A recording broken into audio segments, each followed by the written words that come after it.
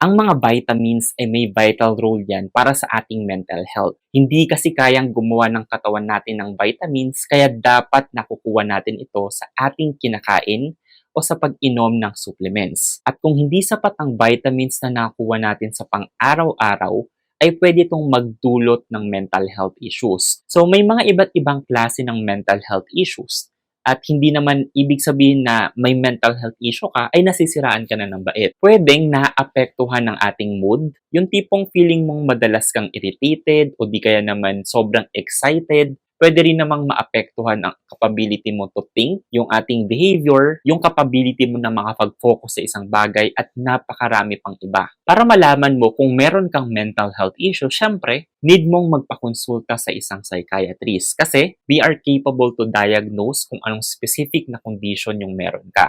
At may iba't ibang ways para gamutin yung mental health issues. Like for example, like pagreseta ng medication ng psychiatrist, psychotherapy at iba pa. Kasama na rin dito yung nutrition therapy o yung pagbigay ng vitamins para makatulong sa ating mental health issues tulad ng stress, anxiety, at ng depression. Sa video natin na to, i-explore natin ang iba't ibang vitamins at supplements na makakatulong sa pag-manage ng anxiety, depression, at iba pang mga mental health issues. Pag-uusapan din natin kung paano nga ba makakatulong ang mga ito sa ating utak at overall mood, pati na rin yung mga scientific basis sa likod ng kanilang mga benefits. Oo nga pala, kung bago ka pa lang sa aking YouTube channel, mag-subscribe na kayo at paklik na rin yung notification bell icon kasi after ng video na to, baka mahirapan ka na ulit hanapin yung channel ko. In this channel kasi, marami kayong mga health information at medication information na pwedeng makita. Marami kayong matututunan dito. By the way, ako nga pala si Jasper.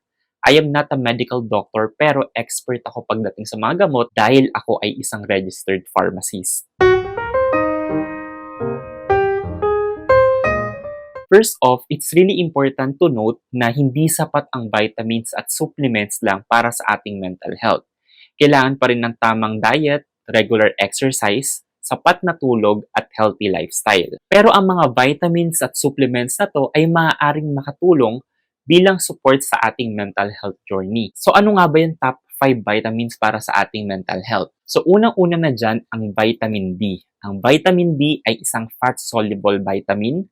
Tinitake siya pagkatapos kumain para mas best ang absorption niya. Nakakatulong din ito para mabawasan ang risk ng depression through several mechanisms tulad ng pagpapababa ng inflammation, pag-regulate ng mood at pagprotekta sa ating utak against neurocognitive dysfunction. May mga pag-aaral na nagpapakita na ang pag-take ng vitamin D ay nagli-lead sa significant improvement sa mga taong may depressive symptoms. May mga pag-aaral din na ang mababang level ng vitamin D ay maaaring mag-link sa depression. Ang pinakamagandang form ng vitamin D ay yung vitamin D3 dahil mas maganda yung absorption niya compared sa may vitamin D2. So pwede kayong mag-take sa morning pagkatapos kumain. Naturally, ang best source ng vitamin D3 ay direct sunlight. So magandang magkaroon kayo ng 15 to 20 minutes na sun exposure per day. Pangalawa ay ang magnesium supplement. Dahil ang magnesium ay nakakatulong para ma-manage ang anxiety at insomnia by regulating yung serotonin at pag-improve ng ating brain function. Itong serotonin o mas kilala nating happy hormone ay nakakatulong para ma-improve ang ating mood. Nagpo-promote rin ito ng mental resilience at emotional stability. Nakakatulong din ang magnesium supplement sa other aspects ng ating kalusugan tulad ng digestion, sa ating heart health at sleeping patterns. Nabibili ito sa mga butika na hindi na kinakailangan ng reseta. So pwede kayong mag-take o uminom ng 250 mg once a day bago matulog. Pangatlo, vitamin B6 at vitamin B12. May mga pag-aral kasi na ang mababang level ng vitamin B6 at B12 ay naglilink naman sa pagkakaroon ng depression. Ang vitamin B complex ay mayroong importanteng role para sa pag-produce ng chemical na nakaapekto sa ating mood and other brain functions. May mga pag-aaral din na ang vitamin B6 ay nagpapakita na mayroon siyang anti-stress na may significant impact sa ating serotonin o sa ating happy hormone at ng GABA. Itong serotonin at GABA ay mga neurotransmitters yan na nagko-control ng ating anxiety at ng depression. Pwede kang mag-take ng vitamin B complex sa morning with or without meal, pwede naman. Pang-apat naman ay zinc supplement. Katulad ng ibang vitamins na nauna kong nabanggit, ang mababang level ng zinc ay maaaring mag-link sa depression at anxiety. So yung pag-take ng zinc supplement daily ay nakakatulong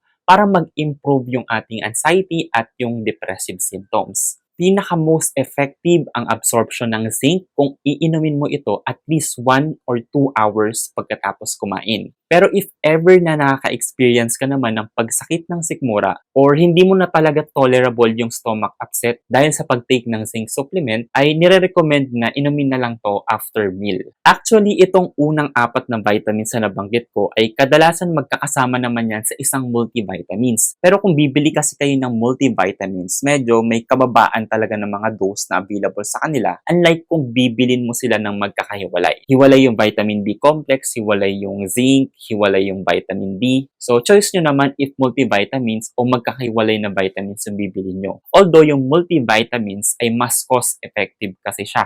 So, mas may advantage lang kapag bibili kayo ng separate na vitamins at kung meron din naman kayong budget. And then, ugaliin nyo rin i-check yung label ng mga supplements pagdating sa mga dose na available na vitamins sa kanila. Siyempre, dapat i-compare nyo rin sa mga ibang available brands na available sa market. So, panglima, yung omega-3 fatty acids o yung fish oil. So, itong fish oil, hindi siya usual na makita talaga sa mga multivitamins. So, basically, itong fish oil na to ay nakatulong para sa brain health natin at may mga pag-aaral na nagpapakita na yung omega-3 fatty acids ay nakatulong sa pagpapabawas ng symptoms ng depression at ng anxiety. Usually, nagbibigay ng 1,000 mg o ng 1 gram per day for depression. Actually, itong omega-3 or yung fish oil, maganda rin siya sa ating heart health. Kapag mga fat-soluble vitamin, syempre magandang i-take ito pagkatapos kumain para sa best absorption nito. So, any time of the day, pwede naman i-take yung fish oil. Wag lang in excessive amount, syempre. So, enough na yung isang soft gel capsule ng fish oil kasi as supplement mo naman siya gagamitin. So, ayun yung 5 supplements na maganda para sa ating mental health. At mahalagang tandaan na ang supplements at vitamins ay maaaring makatulong sa pagpapabuti ng ating mood at pagpapabawas ng simptomas ng anxiety at depression, ngunit hindi sila dapat gamitin bilang kapalit ng mga gamot o therapy na nireseta ng inyong doktor. At bago kayo magsimula ng anumang supplement regimen ay mas mainam or mas maganda na magpakonsulta muna kayo sa isang healthcare professional upang masiguro na ito ay ligtas at angkop sa inyong kalagayan. So ayun lamang po, at kung meron kayong mga tanong tungkol sa gamot, mag-comment lang kayo sa ibaba ng video para ito ay aking masagot. Sasagutin natin yan, pero disclaimer lang, may mga delay sa pag-reply kasi may iba rin akong work at ibang ginagawa. Muli, as a registered pharmacist, ako ay nagpapaalala na ugaliin magtanong sa inyong doktor o pharmacist patungkol sa inyong mga gamot para maiwasan natin ang medication error o paglala ng inyong kondisyon. For more drug information, do not forget to subscribe to my YouTube channel. See you and have a great day po. Bye-bye!